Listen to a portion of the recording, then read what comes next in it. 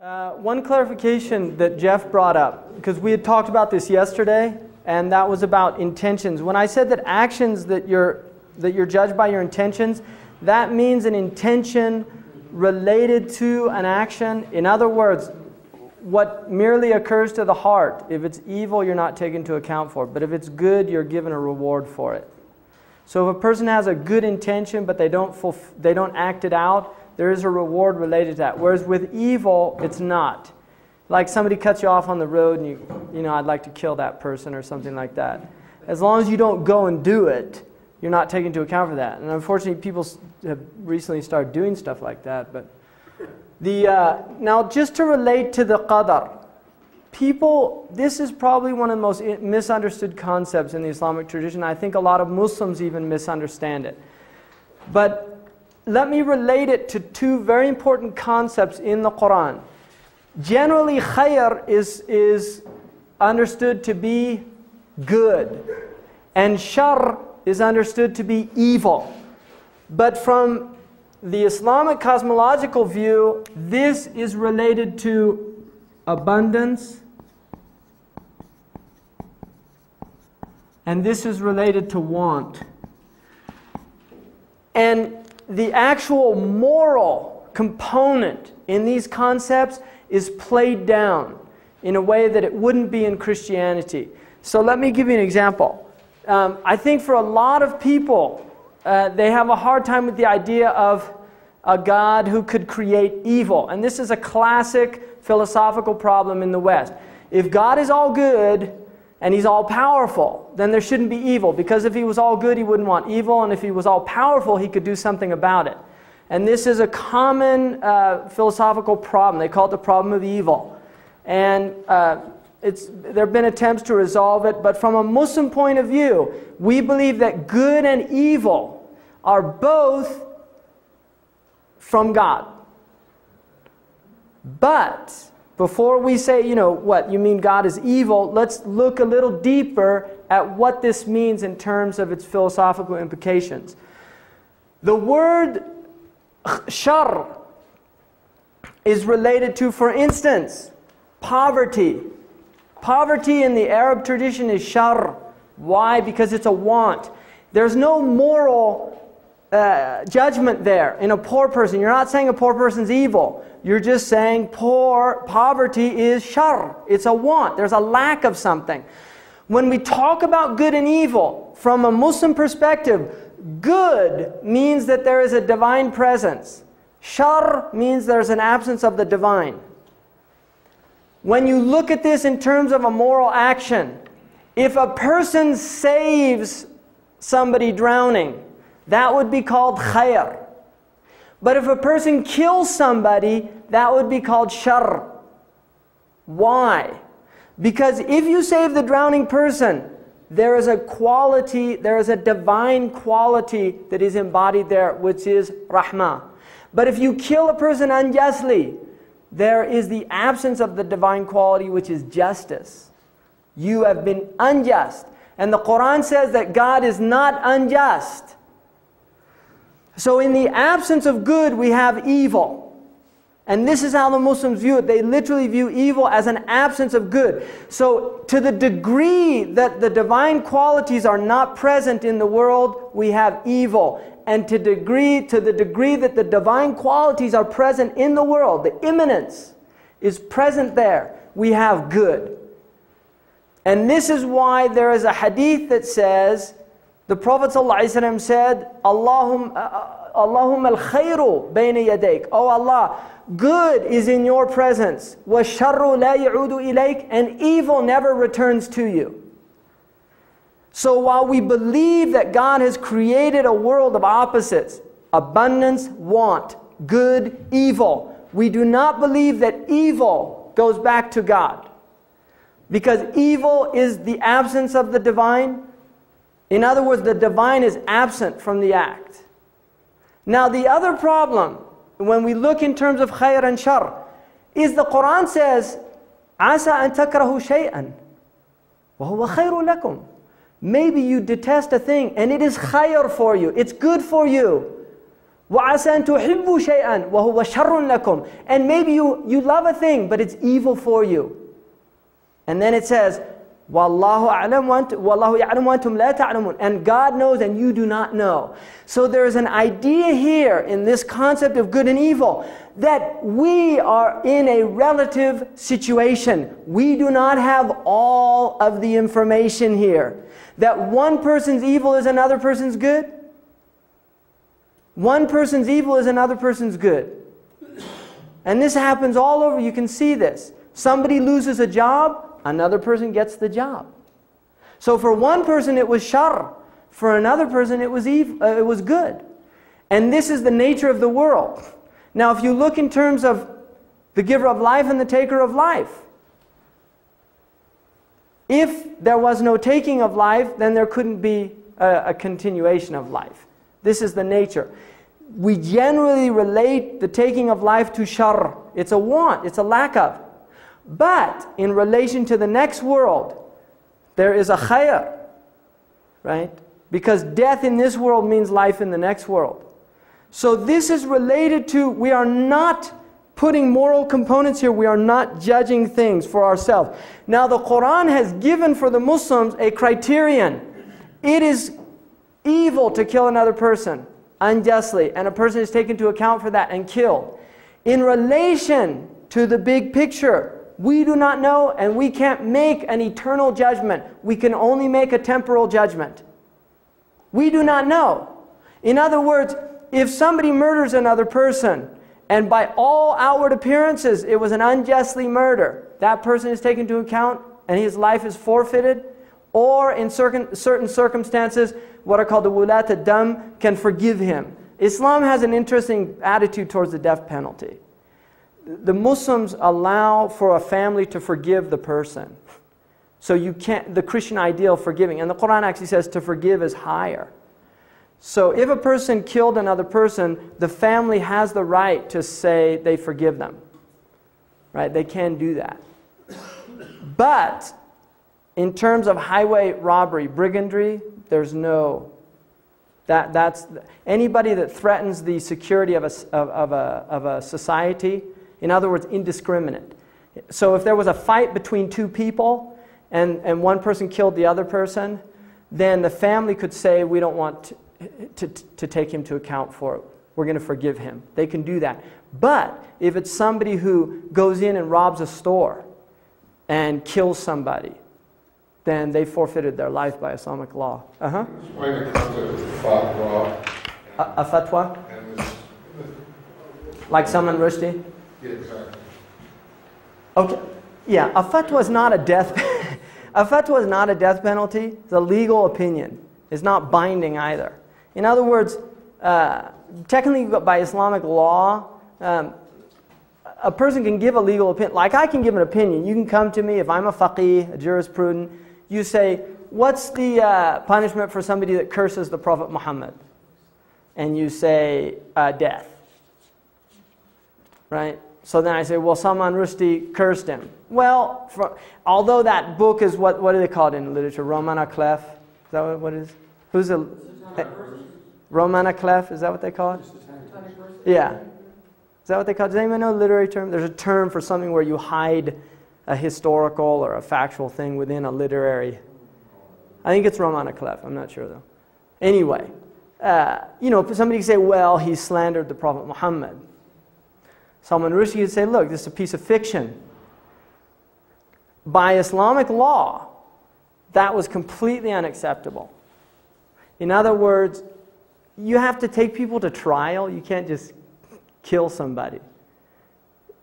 Muslims we're not vigilantes. There's actually a procedure. And apostasy has, what's that? I said you have a difference with the Rushdie. It was clearly an example of the difference between the sacred and the profane. That's one way of looking at it, yeah. I mean, I think, the modern West, I think Norman Mailer actually during that time said, heresy has made us free, long live heresy. In other words, there are a lot of people in the West that see heresy as a good thing. And it's interesting, this gets to this whole idea, because heresy in Greek Eretikos means to choose for yourself. It's what they call the middle voice in Greek, the verb, heren, which is to choose for oneself. So I choose my own way. I'm not going to choose, the way religion tells me or the way God tells me or the way. I choose my own way. And that is the original meaning of a heretic. Somebody who chose their own way, who did not submit to. And in the West, we certainly have a tradition now, a post-Enlightenment tradition, which is really, we don't have to be subservient and submissive to a church or to some doctrinal authority, some dogma. That the individual should have a right to choose what they believe, to choose how they want to worship, or how they don't want to worship, right? So that's very strong, I think, in modern Western tradition. And a lot of it is a reaction to the abuses of the church during the Middle Ages and the burning of heretics and things like that. There was a lot of that went on. Now, in the Islamic tradition, traditionally, heresy, there are laws of apostasy. I think they're a lot more difficult to prove, but there is a procedure. You cannot simply condemn somebody as a heretic in Islamic law. They have to be brought to trial. The intention has to be looked at. Do you see? So, but that's a case where, politics is being used within a religious context. I really... The Iranian case. Oh, very much so. Yeah, because the Egyptians had a whole different reaction to it. Like the Azhar, they had a different reaction. So, here was a case where... Because I'll tell you something about Muslims. Muslims take the Prophet Muhammad ﷺ very seriously. They really do. And it's interesting that the Iranians also condemned the Greek author who wrote the Last Temptation of Christ. They also condemned him as disparaging a prophet, but that didn't make news. Do you see what I mean? So they were just across the board. You make fun of prophets, you're asking for trouble from us. That was their idea. Now that was true. There's still laws on the books in England, apostasy laws. There are laws in England, but they did not relate to the Islamic religion, right? They relate to the Christian religion. So technically there are still in certain countries, there are laws against, like in Greece and other places, there are laws against making fun of prophets, disparaging prophets, things like that. So a fatwa is just a legal opinion, and it's non-binding. It is non-binding. A Muslim killed, what's his name, Rushdie. Is it justifiable? I mean, he seems to fear for his life. If Rushdie was in a Muslim country and he did disparage the Prophet, that by Islamic law, if he is tried and found to be guilty, that the punishment is death. That is a punishment for any prophet, Abraham, Moses, any of the prophets, not just the Prophet Muhammad. He just has to stay out of a Muslim country, he's okay? No, I don't think so. Because I think the Iranians have, they offered a reward and things like that. So I think, he does fear for his life. Personally, I'm not going to go out and hunt down Rushdie and things like that. It's not my business. My understanding of Islamic law is that it's not a vigilante law. I can't take the law in my own hands. Because that leads to anarchy. Think about this societally. If I'm with some guy in private and for some reason I steal all his money, blow him away, and then I tell the judge, well, he cursed the Prophet Muhammad ﷺ. Good alibi, right? If you start thinking about it, it's crazy. You can't just, I'll give you an example. In Islamic law, if a man finds his wife in bed with another man, he cannot kill her? Absolutely not. He has to have 4 witnesses that see penetration. Pretty impossible, right? And I think you have to be pretty perverse to, go into a room and try to, see that. If people are under covers, you can't do it, not just on top of one another. Seriously. And if the only thing he has recourse to is if he does find that, immediately he has to do what's called mula'na, which is where he goes to a qadi, he says, I found my wife in bed, and then the wife is brought, and they do what's called mula'na, which is a mutual cursing. Each one swears that the other is lying, and on the 5th time they call the curse of Allah on them.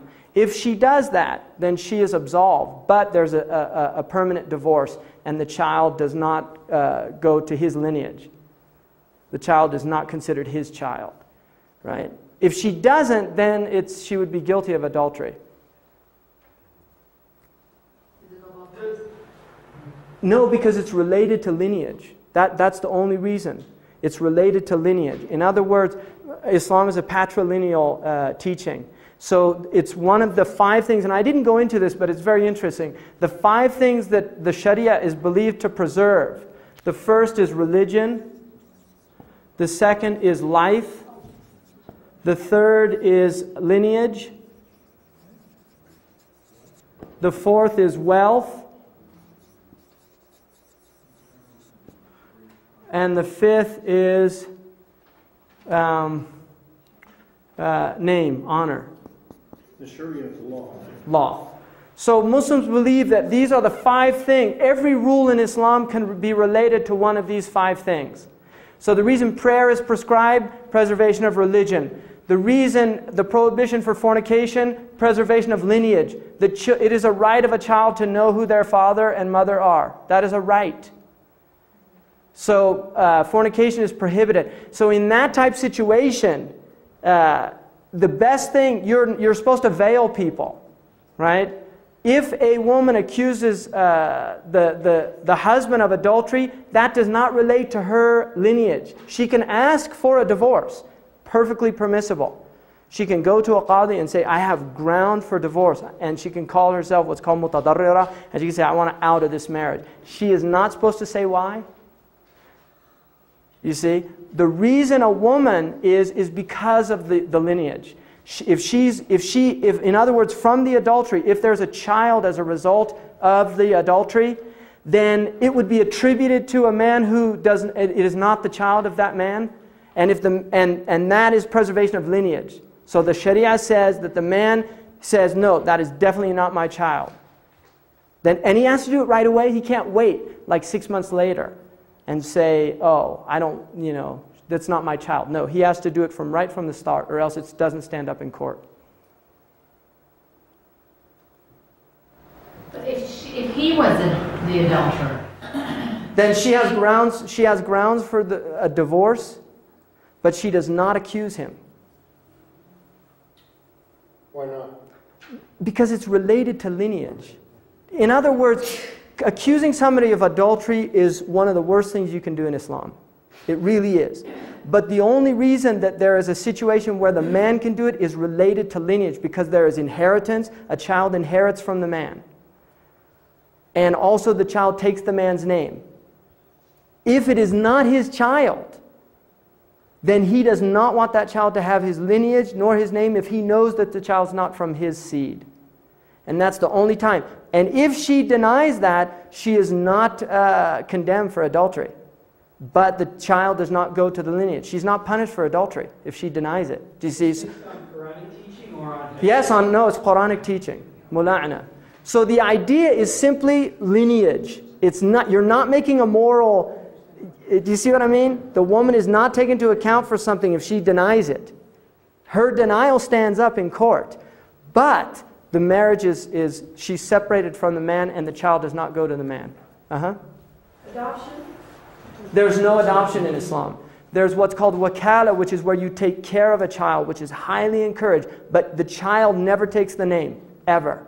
It's prohibited. And this is because one of the things the Sharia came to do was preserve lineage. The people should know where they come from. And this is why women, it is prohibited for them to change their names in Islam. A woman does not take the name of her husband, because it changes lineage. Why is lineage so important? Because it relates to, within any culture, you have honor that relates to lineage. A bastard in Islam is not the same as a child born in wedlock. Shouldn't the honor supersede lineage? I mean, shouldn't there be a respect for life and Well, life is why a child is not aborted, even if it's a bastard child. Life is over lineage. he bears the stigma. He doesn't bear a stigma. It's not on the child, it's on the parents. The child, لا تزر وازرة وزر أخرى. No child bears the wrong actions of the parents, and that's why the child is not aborted.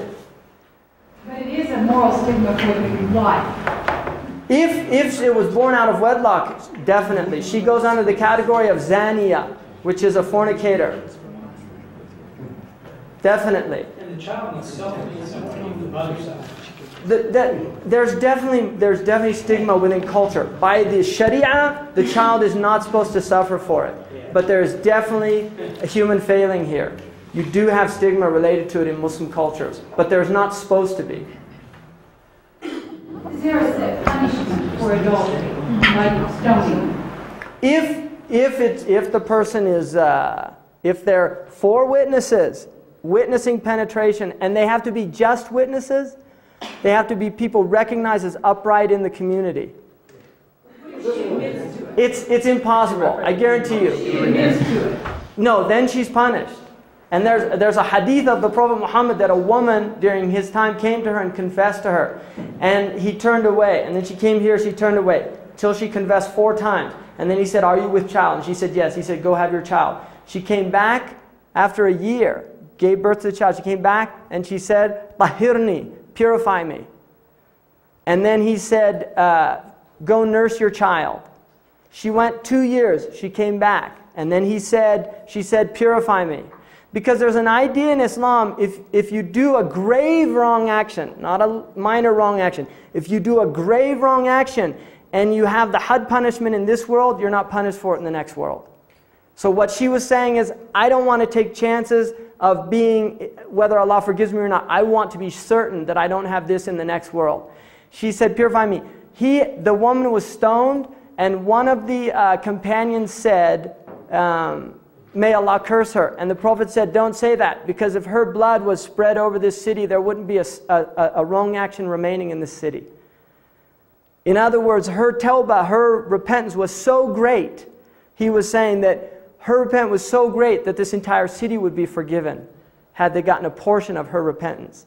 Now there's another thing, if a person leaves the pit, then there's no stoning. For a person who confessed, if they leave the pit, then you have to cease stoning. Stoning, I guarantee you, it's very rare in the Islamic history.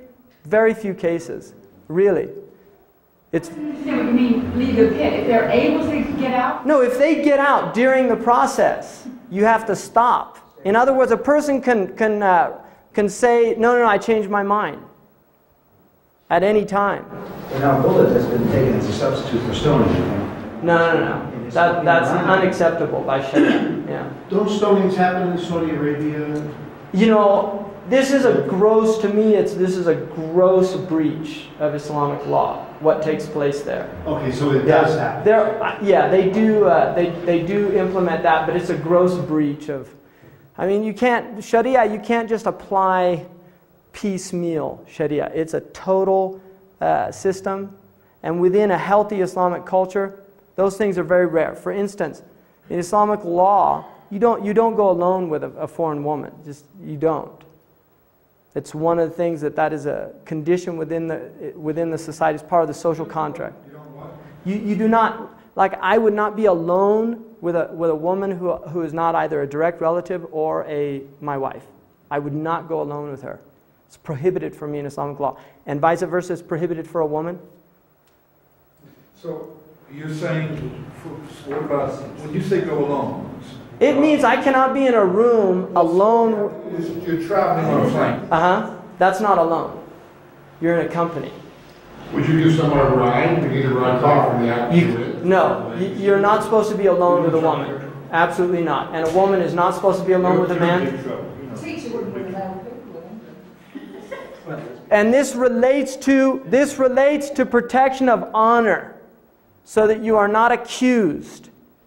Because what happens often is your intentions might be perfectly good, but somebody sees you coming out of a room with somebody and they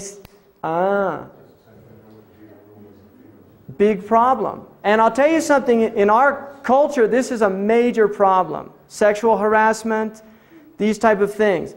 If there are witnesses, you don't have the problem. When there are people when it's 2 people alone together, it's his word against hers. Right? I believe, what was her name? Anita. I believe Anita. You get the society split. Democrats believe Anita and Republicans believe, what was the other guy? And then the thing about it is the man's honor is tainted.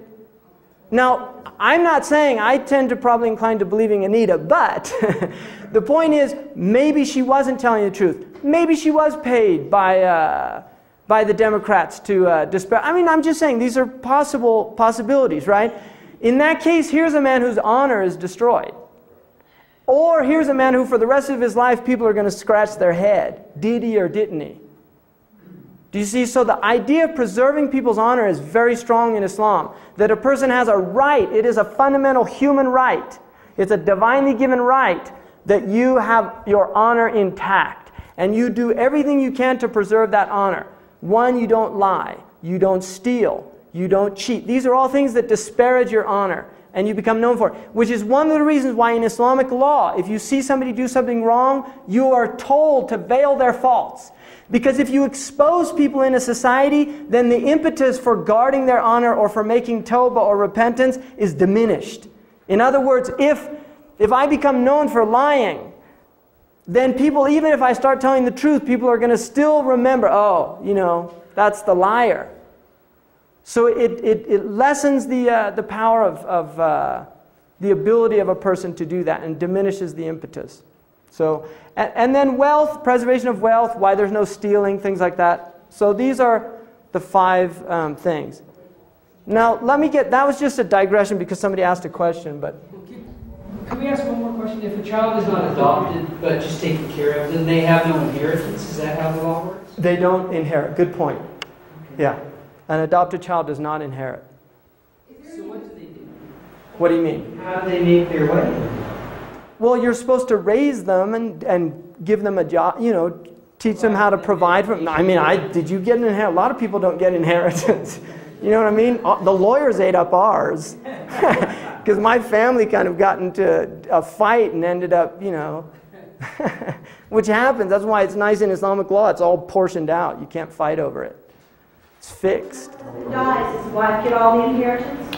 The wife inherits it. She's one of the inheritors. It's related. I mean, inheritance laws are related to the Quran directly. The Quran determines what portions people get. And the wife does inherit from the husband, yes. All as well. Not all of it, no. The children have portions as well.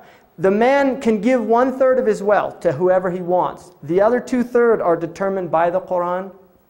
So he could get that 1/3. It's up to And it's interesting that a man cannot divorce his wife on his deathbed. If a man has an illness that is called marad makhuf, like cancer, where the terminality is probable, it is prohibited for him to divorce his wife as a way of kind of getting her out of the inheritance or something, spiting her. It's prohibited.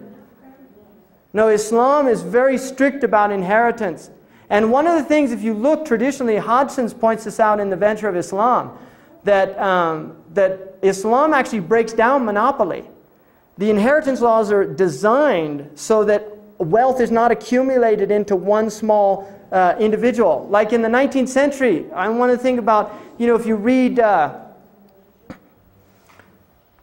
Jane Austen's novels, I mean, that is a real theme in her novels, the injustice of women being completely disinherited in 19th century England. I mean, remember, this is the age of the Enlightenment.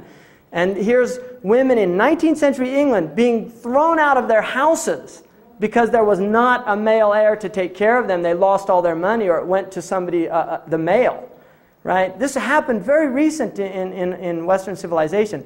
In Islam, the woman has a right to her husband and her father's wealth. She gets a portion of her father's wealth as well. And this is one of the ways that women became wealthy in Islam. There are historically many women who had... Hani is a wonderful example. She's in the Cambridge Encyclopedia of Islam. There's a little section on Hani, who she married a husband, and she actually owned a factory. And then the husband claimed that it was his, like community property or something. And it did not hold up in court, according to Ibn Hajar. The judge said, no, it's her property. So, and that was, 13th century.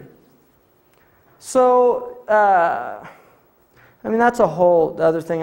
We're actually on Iman, because that's really related to Sharia.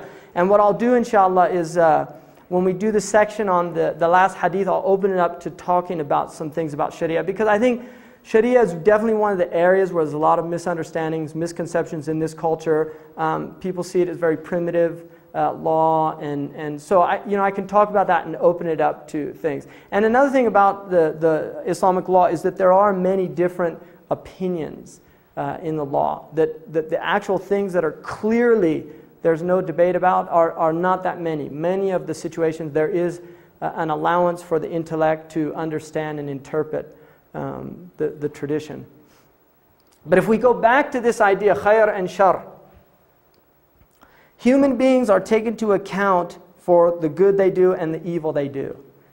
The Quran says, لَهَا مَا كَسَبَتْ, for the soul is the good that it earned, وَعَلَيْهَا مَكْتَسَبَتْ, and against the soul is the evil that it has acquired. So we are taken into account for good and evil that we do in the world. The Muslims, the Quran is emphasizing the doing of good actions. Now, one of the words that it uses for this is hasanat. And the opposite is sayyat. Hasanat, the root word is beauty. In other words, there's an idea that a good action is a congruous action. It is a harmonic action.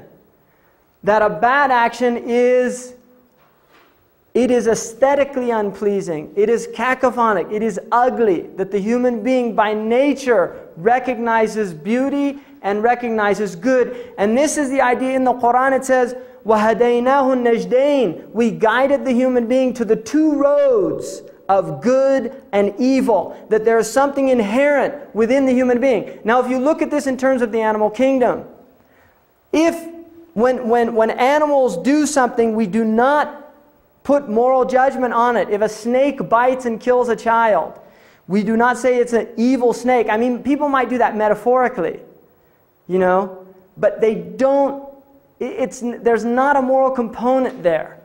It's simply being itself. And there's a Rumi tells a story about the turtle and the scorpion and the frog.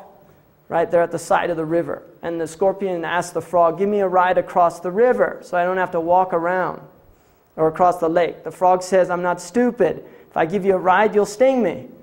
And the scorpion says, that's ridiculous. Think about this. If I sting you, we'll both sink and drown. So the frog says, that makes sense. Takes him across. Halfway across, the scorpion stings the frog. The frog says, why'd you do that? He says, my nature. Right? So the idea then is that there is within the animal world natures that they cannot change. If a lion is hungry and it sees you, it sees lunch. It does not see you as, I'm going to do something really evil today. I'm going to go eat this poor person. It's just fulfilling its nature. When a human being eats another human being, right? Like that guy Dower or whatever his name was. Yeah, Dahmer. There's something we say that is sick. Why? What is the difference between the lion eating the human being and this guy eating the human being? The moral component. We say he should know better. That's a breach of the social contract. The person has gone out of its boundaries. And this is very important because in the Quran there is an idea of hudud, of boundaries, and that the human being is morally bound to stay within the boundaries and not transgress them. And the word in Arabic for an evildoer is fasiq, which comes from a root word when the seed splits and it comes out of the shell. So the fasiq, the evildoer, is the one that splits the protective boundaries of the hudud. Now these are seen, the hudud of Allah, which are the sharia, the sacred law. These are seen as not simply arbitrary laws. Don't do this, don't do that. They are protective laws from the Muslim perspective. These are laws designed to maintain integrity within the society. When the Quran says, "La taqrabu zina," do not go near fornication. Why? It says, because it's a fahisha, it's a perversion, wasa'a sabila, and it leads down a terrible road. So the idea is that, look, this is not simply an arbitrary law. There are consequences that are related to this transgression that will have wretched effects in your culture and in your civilization. I know that Islam and other faiths reject homosexuality as a perversion. But how do you counter when you talk about the very nature? We all know people that are born as children. You see them acting feminine in their boys. Acting Femininity. And they have no choice. They're just from little kids. You can tell. Femininity is not. There's nothing. It's not encouraged for a male. But a ma'boon is mentioned in the books of fiqh. A feminine person, somebody who acts effeminate, is mentioned that it's undesirable that he leads the prayer. But there's no moral stigma there. You're not saying that this person is bad or evil. When that person makes a choice to transgress boundary. Now, see, the thing is here, the idea of impulse. You know, I don't know because I haven't been, you know, that's not my experience of the world, right? I've been attracted to the opposite sex. That does not mean that I don't recognize a handsome man if I see them. I think it's natural for us to recognize beauty, right? There's an attraction to beautiful people, whether it's a male or a female. I think that's quite normal. From the Islamic perspective, if there is an impulse, then what is demanded of the individual is that they suppress that. So, from the Muslim point of view, if a person does have homosexual impulses or desires, which obviously there are people that have that, the Muslims would say that that is the same as somebody having an impulse to steal. That they like something, they want it, and they desire to steal it. They have to say, no, I will not transgress the boundaries. That there are implications. And the implications, there's an idea within Western culture, modern Western culture, that as long as I don't harm anybody else, it's okay. From the Muslim point of view, there is a harm when it emerges into the public space. In other words, as far as the Muslims are concerned, what people do behind their closed doors is their own business. That is not my area of judgment. If I see an effeminate man, I should not assume that he's a homosexual by Islamic law. That's not my place. If somebody is openly doing these things, that is what becomes condemned. When there's an open breach. The same with alcohol. Somebody that makes wine in their house and drinks wine. That's between them and God. The minute they step out into the public space, then that is where the Sharia says no. Right? So in terms of Islamic law, what applies to them in this world is only what moves into the public space, not what's in the private space. But in terms of the next world, we believe that God takes people to account for the public and the private space. So that's really the way I think the Muslims would look at it. And the Prophet said that from my community there will be different types of homosexuality. He said there will be homosexuality of the glance, and homosexuality of touch, and then homosexuality of the action. It's in the hadith, yeah. And it's also considered one of the signs of the end of time that, and I'm going to talk about when we get to the end of time, with homosexuality and lesbianism become very prevalent according to the Prophet Muhammad. It is one of the signs of the end of time. And he actually said that men would marry men and women would marry women. That is in one of the hadiths. Now, in terms of are we predetermined to hell? Or are we predetermined? Which is obviously a question that your students are going to ask you. From the Muslim point of view, no one gets to paradise with their actions, but no one gets there without their actions. In other words, there is an idea that we cannot be grateful enough for the gift of life, for the gift of sight, speech, hearing, power, volition, all of these things. And therefore, anything that we do is still a shortcoming in relation to what we owe God. There is that idea. So there is definitely an idea, like in the Christian religion, of grace, that you are saved by grace. The Christians would see it as through the blood of Christ. The Muslims would see it as through the grace of God, right? By the rahmah, the mercy of God. But the Quran very clearly says, لَيْسَ الْإِنسَانِ إِلَّا مَا سَعَى. Man, the human being, only has what they strive for. So you will see your actions. And your actions, you are taken to account for your actions. And this relates now to the last and final thing, which is the day of judgment. This is the 6th article of faith.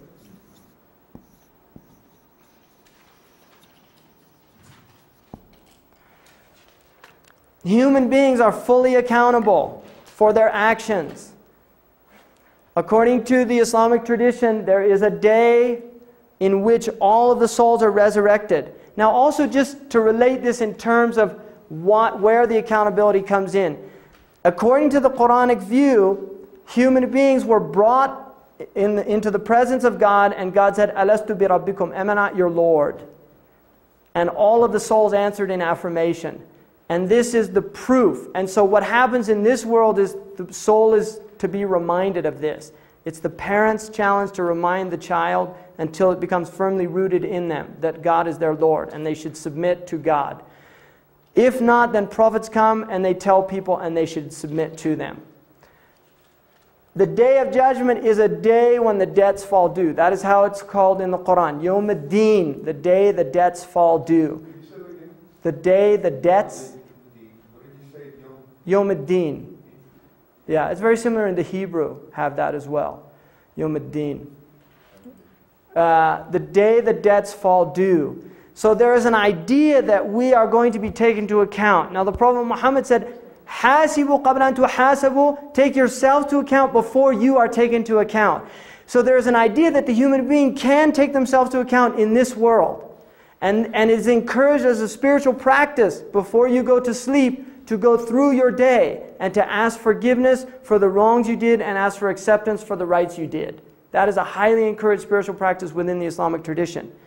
And if one does that with perseverance and sincerity, then that is in a sense a lesser reckoning. It is a way of facilitating the day of judgment. Now there's an idea, I'll just go through the afterlife experience in the Islamic tradition, what happens here.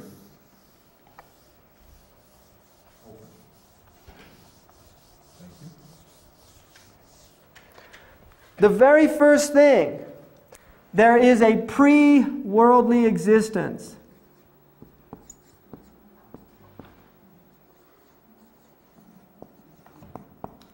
And this is the existence of the spirits, the souls, before we came into this world.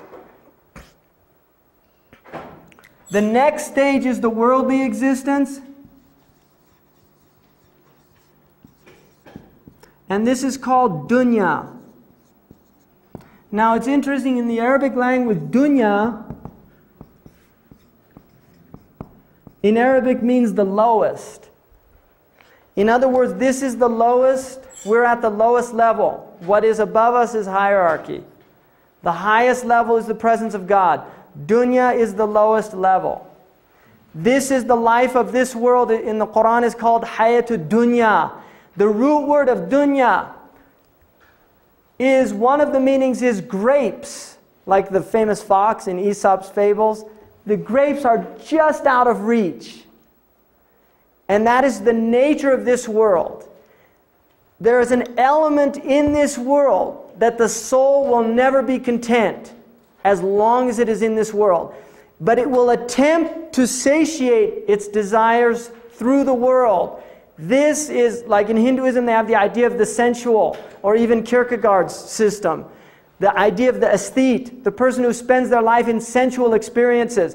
These are attempts at assuaging this turbulence within the human soul.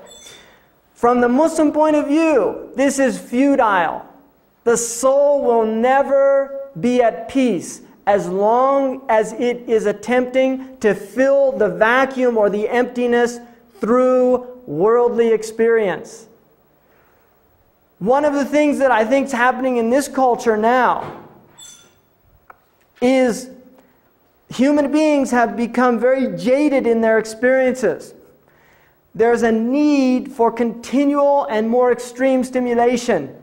It relates to I think a lot of it relates to the stimulation that people have with television. Murders, violence, sexual stimulation. All of this stimulation is taking place within the brain.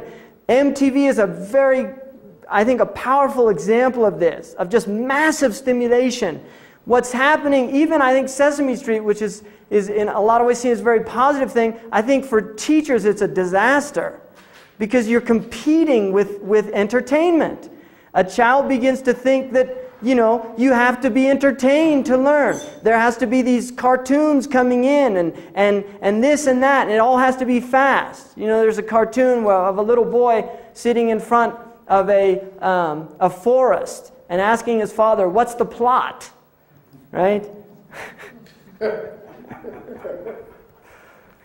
So there's this idea, you know, of really, just this culture has become massive stimulation.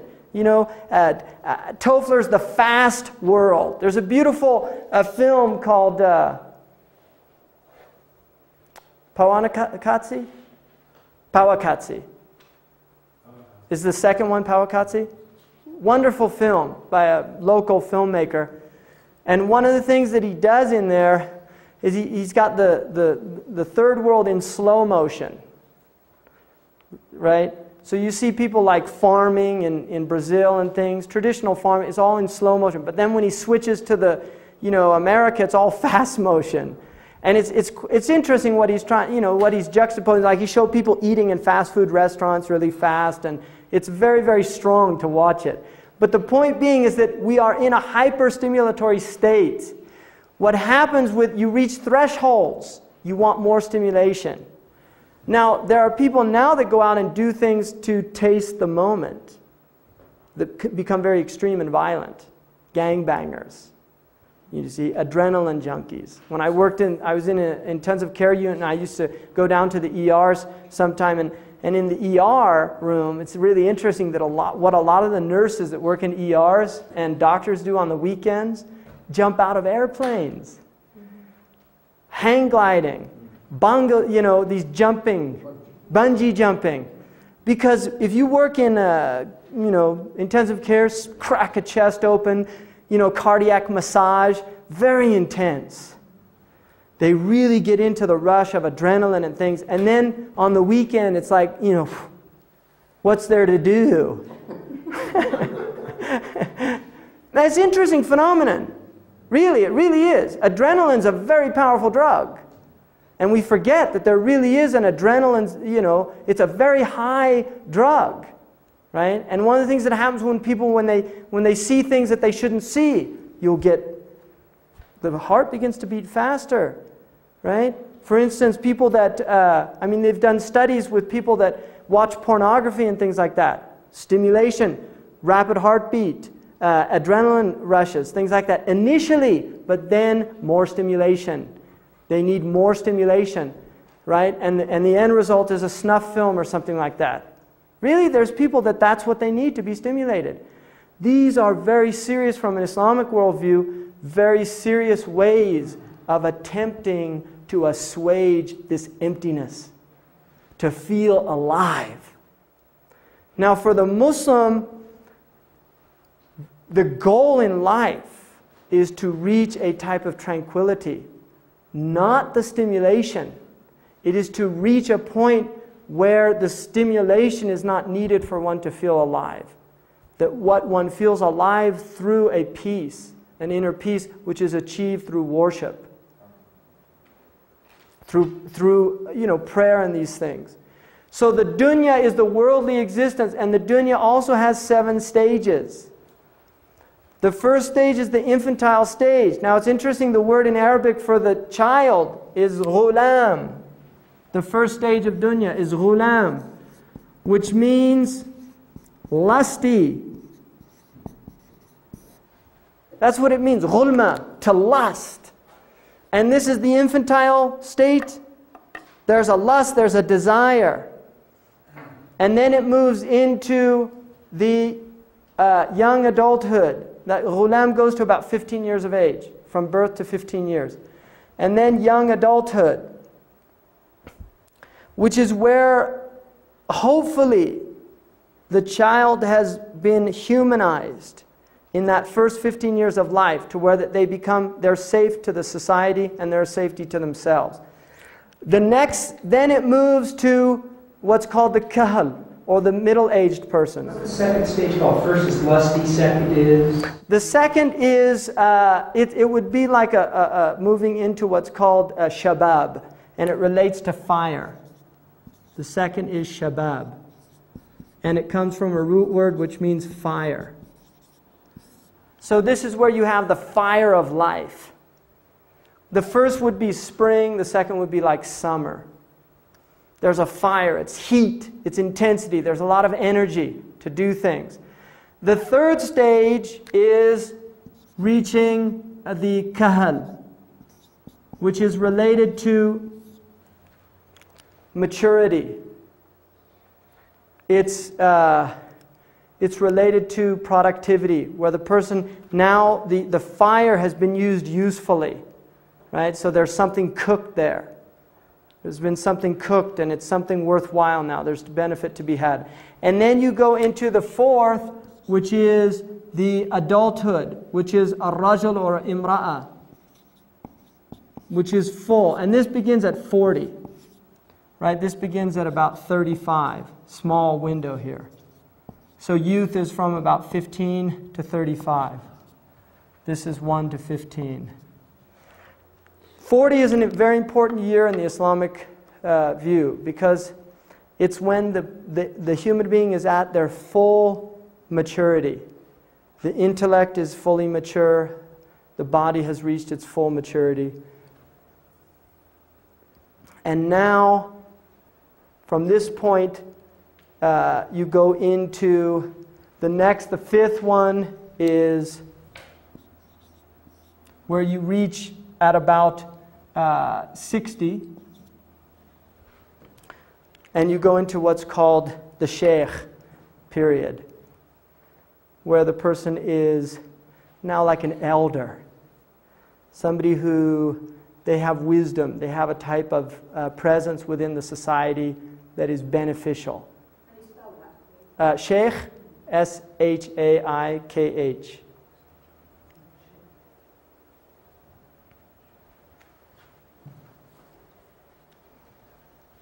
And then, there's a stage here that's broken up, which would lead to 7, which is the sabi, which is the infant, first 5 years or first 7 years. But the last and final stage is called the ajuz. And it's interesting that the male and the female are the same. There's no differentiation.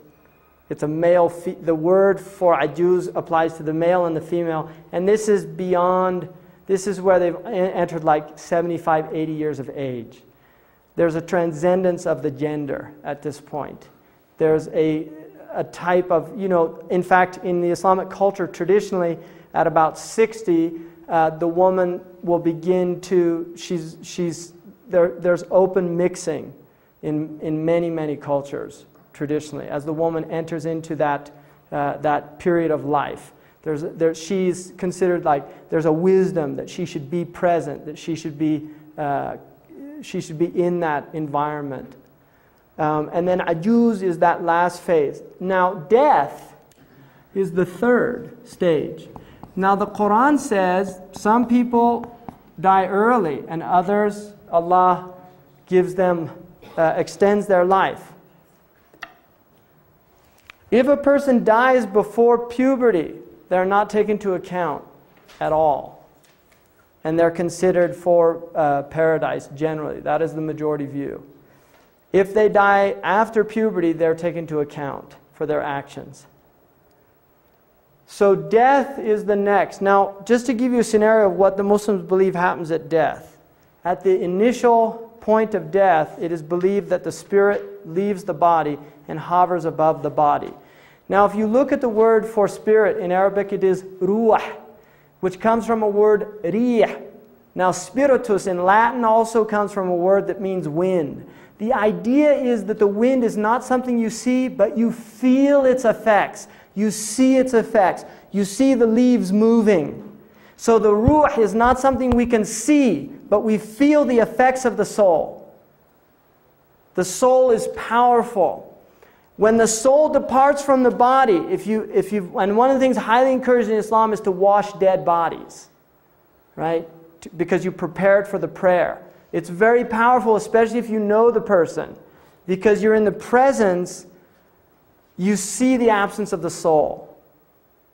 You see the absence of the soul. The body is there, but it is not, the soul is missing. That is not the same person that you knew in your life. Well, Isn't the same thing, no, I don't mean, let me figure out how to ask this question. How does one account for the apparent same phenomenon with animals? They die, they're animals. Because animals have soul as well, according to Islam. Okay. Yes, definitely. All things in the world are animated by spirit. Everything, including rocks. The Muslims believe that all the way down that there is a penetration of this divine substance that Allah has animated the world with. That's why everything is a sign of God. If not, if there wasn't this spiritual element within creation, then it would not be a sign of God. It would be absence, it would be death and other. So that's a good point. And Muslims believe that animals are raised up as well on the Day of Judgment. And Muslims believe that animals bear witness against people that abuse them. Right? Humane societies kind of have the hadith there, right? There's actually a hadith that the whole earth is raised up. And there's a hadith that people that oppress the earth will have 7 earths around their neck on the Day of Judgment. The Prophet said whoever pollutes a river is, it's like they're cursed to do something like that, to spoil something. He cursed anyone that took hunting as a sport. In other words, they didn't eat the food, they just went out and hunted animals. And he said that there's a reward in showing kindness to anything that has spirit. So, at the point of death, the soul hovers over, and according to the Muslims, the soul says, "Ajiruni, ajiruni," hasten this process, because this disengagement is very difficult for the soul to be separate from the body. And then, when the person is placed, they're washed, they're wrapped in a funeral shroud of white cloth. Males wash males, women wash women, unless it's husband and wife. But generally, males wash males, women wash women. And then the body is put into the grave. The grave is dirt. Muslims are not buried in coffins. You're buried in dirt. And it's going back to the earth. Now there is a hadith, there's a story that Khazin tells in his tafsir, Allahu Anam, and concerning its validity, but it's told and it's an interesting story, that God sent the Israfil, which is Sarafael in the Bible, to go down and get earth in which Adam would be made from. And the earth refused, which is kind of the nature of the earth, wanting to maintain the integrity, refused. And then so another angel went down, earth refused. And then the third angel, which is Azrael, the angel of death, went down and said, "If you give this to me, I promise I'll return it to you." And so the earth was given. And the Prophet said that that the first soul, which contained all of creation, the first soul was created from all the earths of the world. From the white, the black, the red, the difficult, the easy, the fertile, the infertile, all of the earth's, the topsoil. And Adam, in Arabic, in Hebrew one of the meanings is from blood. But one of the words in Arabic is tawny, and from the topsoil of the earth. So the idea is that the human being is from this topsoil. And so Azrael separates the soul from the body and returns the earth back. And you can look in terms of clay, man being created from clay, scientifically, secondarily, because everything that makes up our body is about 70% water, and the rest of it is coming from the earth through the animals and the vegetables that we eat, right? So we are literally made of earth, and we go back to earth. Cremation unaccepted? It's unaccepted in Islam, yes. Although there is an interesting hadith, which is a very sound hadith, of which a man, according to the Prophet Muhammad, a man cremated himself, and God still brought all of his parts together. And then he asked the man why he did it. And the man said that he was so afraid of the Day of Judgment. He was hoping that he wouldn't be resurrected. And so, according to the Prophet Muhammad, God forgave him for that? There's no embalming, I gather, then? No. Goes right back into the earth, and preferably the first day. At the point it enters into the grave, the next stage is the grave.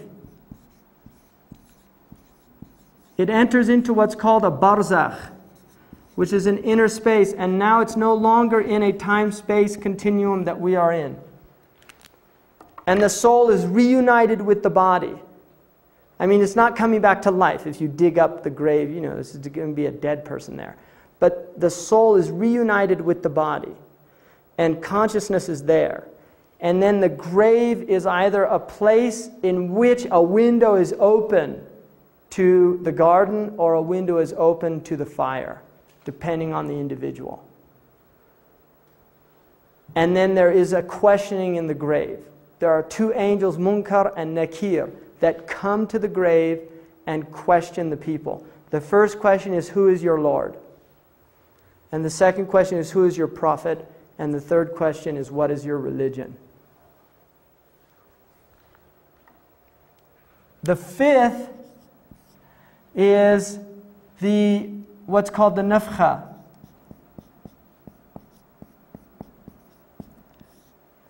which is that Israfil is the angel that is assigned to resurrection. The first nafkha, which is like, it means literally a blowing. The first blowing is all of the souls die. All of them. So there is an idea that life will stop. And the Quran says that just as the universe was expanded, it will be contracted at the end. In scientific terms, kind of like the big crunch, right? That it all comes back. And there is an idea of heat meltdown as well, because it says the oceans boil over, the mountains melt, everything is, there's a heat death. That's the Quran definitely gives an idea of a heat death at the end of time. And then the second nafkha is the resurrection. That there is a resurrection of the souls. And everybody is brought to a plane, which is similar to Arafah. And then the Qiyamah takes place, which is the day of standing. Now the Prophet Muhammad said that this is a day in which people literally some people will be up to here in their own sweat. It's a very intense day of accountability. And everybody says, nafsi, nafsi. Everybody says, me, me. And there's a hadith that a child will go to the parent and say, help me, and the parent says, me, me. That this is a day in which everybody is concerned with their own souls. And then the next stage is what is called the reckoning. According to the Islamic tradition, your entire life will be placed before you. You will see all of your actions, and you will be called to account and asked to defend yourself.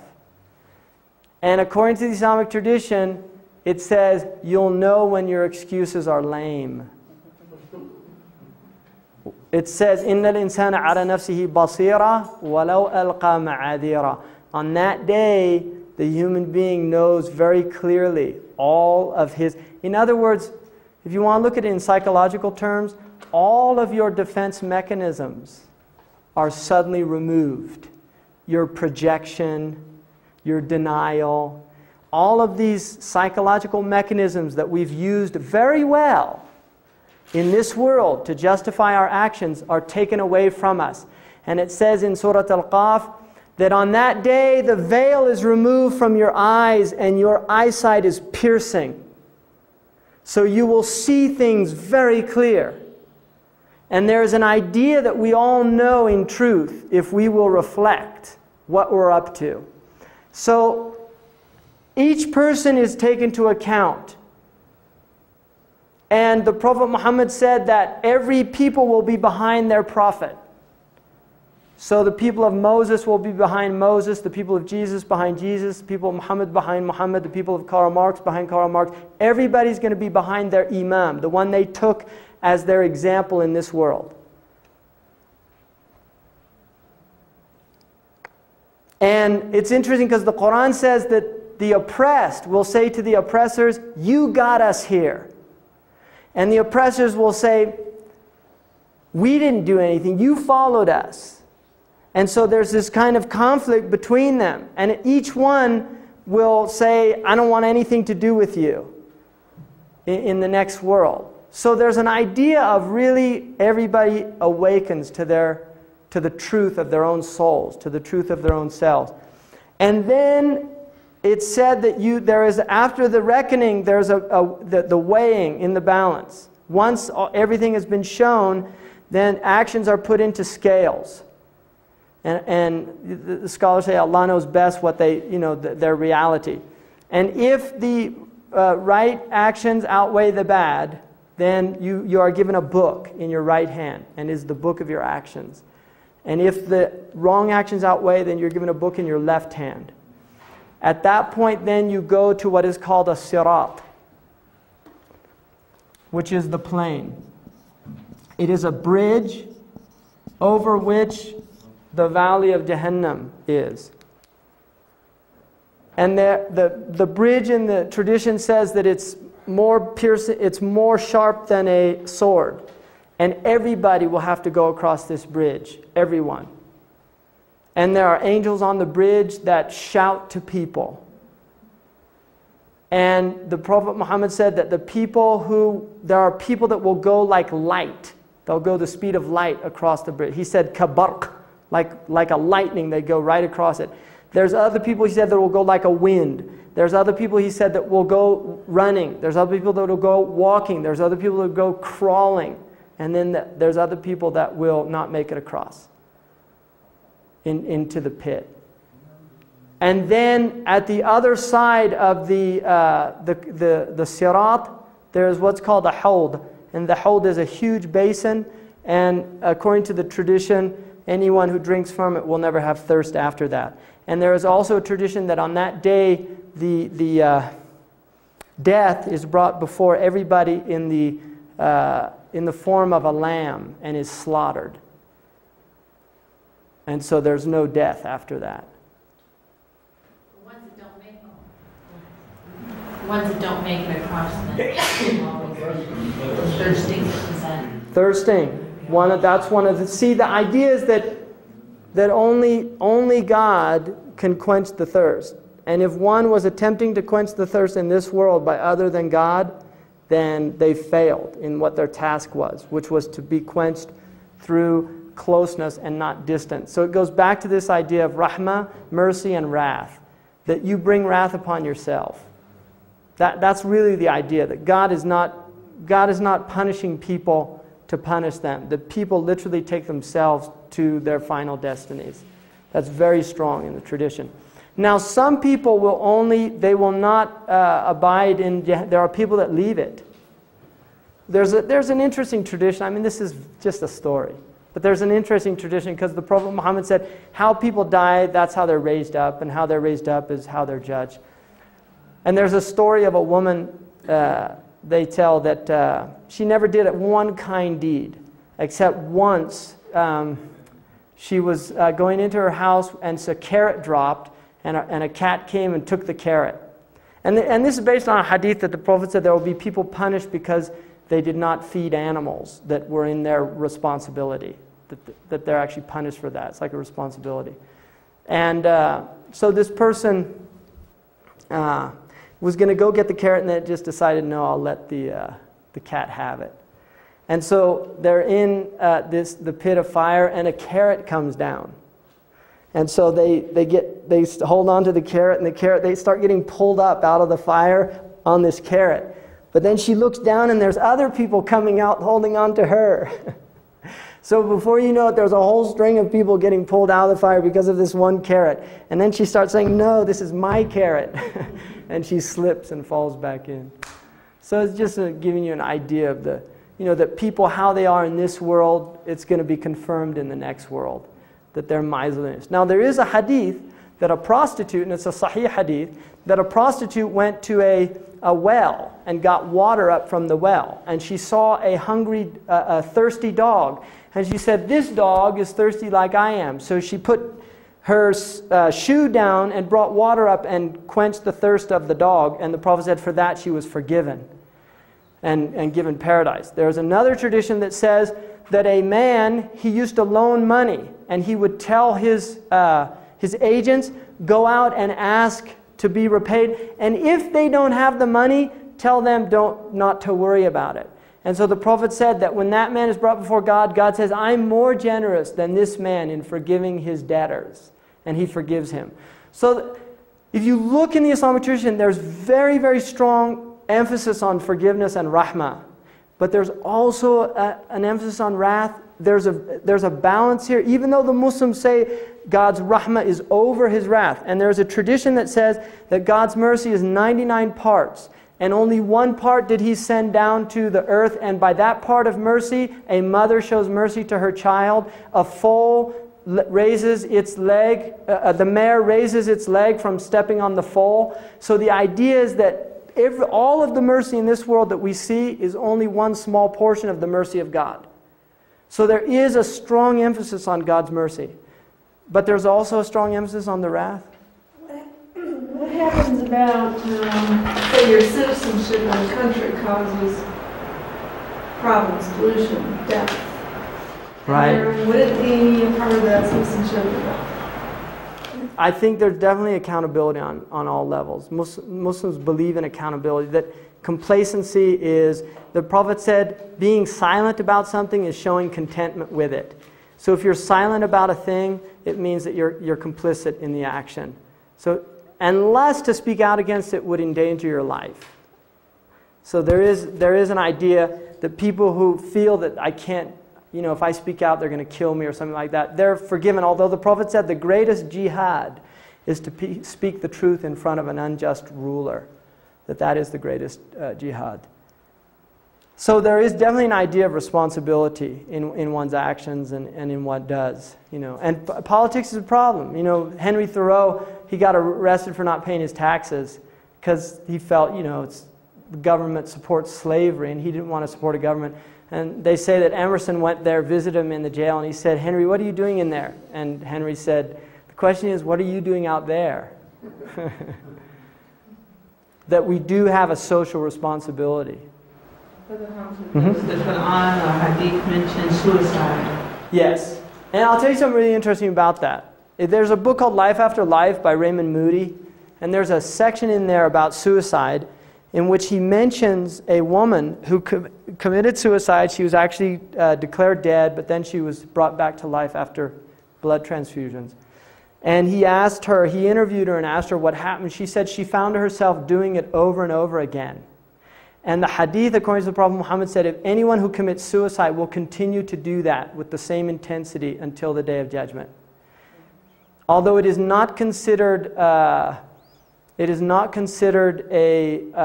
kufr. In other words, the person is not, if a Muslim commits suicide, they're still Muslim, they're buried as a Muslim. But it's one of the worst things that you can do. Also, if the balance of the mind is genuinely disturbed, they're not held accountable. No, absolutely. If somebody anybody who is out of their mind is not held to account by Sharia, right? Half the 20th century. What standard though? If they're out of their mind, do we need the full witnesses, for example? No. In other words, if somebody was clinically depressed to the point where they were non-functional, the accountability, it's hard for the accountability to be, those things, it's just difficult. They're gray areas. But the idea is that if they really are not functioning, that accountability is based on sound intellect, that is part of accountability. And this again, like in Islam, you have somebody who's all their life they've been punished. Since their time they were born, beaten as a child and all these things. They become sociopathic or... From an Islamic point of view, when they reach adulthood, they're accountable. In real terms, we would say, Allahu A'lam, what's going to happen on the Day of Judgment. Because the Prophet said many parents will be taken to account for what they did to their children. You see? Because it is the parents' response, it's a trust. That's why parenthood is so strong in Islam. It's because it's a divine trust. Children are a trust in the hands of the parents. And if they betray the trust, then they can destroy the children. I'm going to open up to question, discussion. If a child dies before puberty, do they go right to heaven? According to the tradition, Abraham takes care of the children who die, the children whose parents are for paradise. Abraham takes care of those children in his hadana, what's called hadana.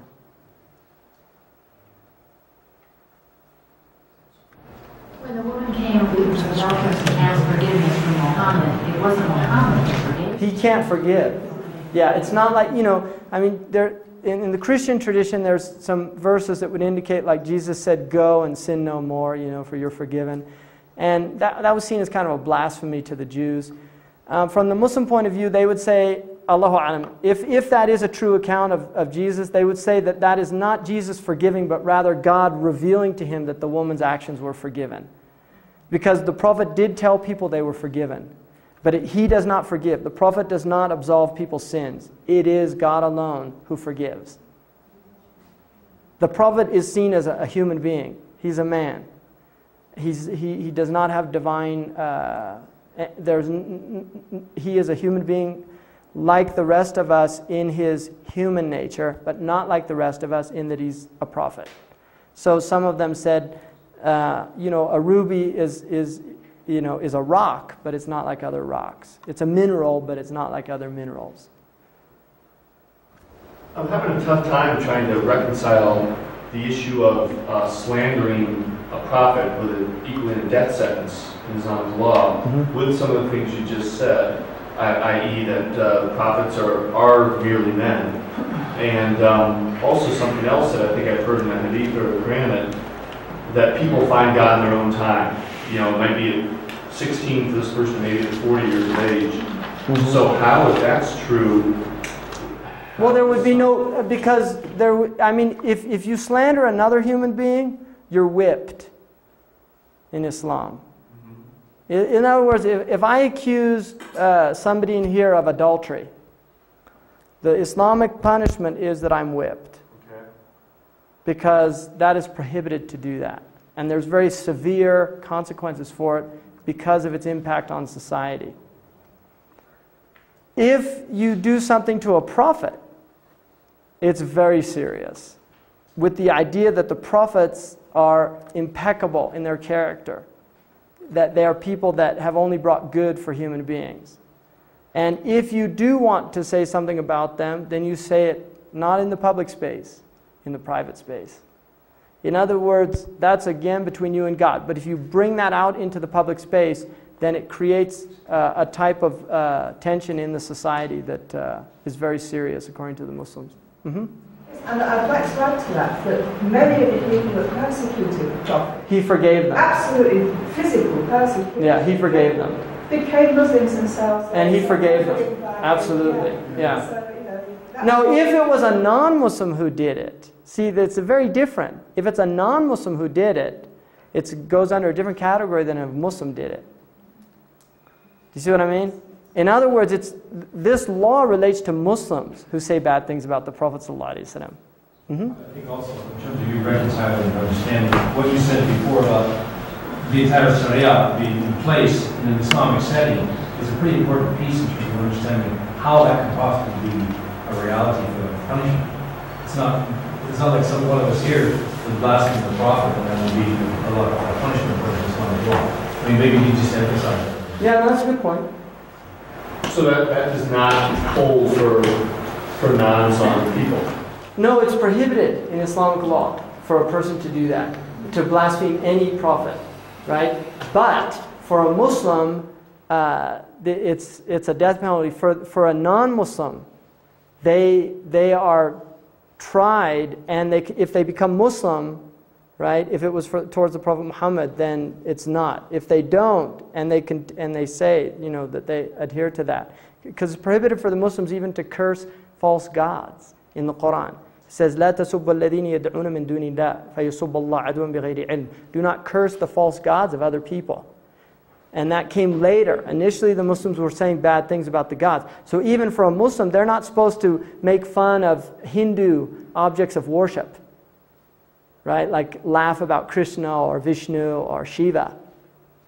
See, we're not supposed to do that. If it's in the private space, that's another matter. But publicly, I should not do that. I should not disparage what other people hold sacred.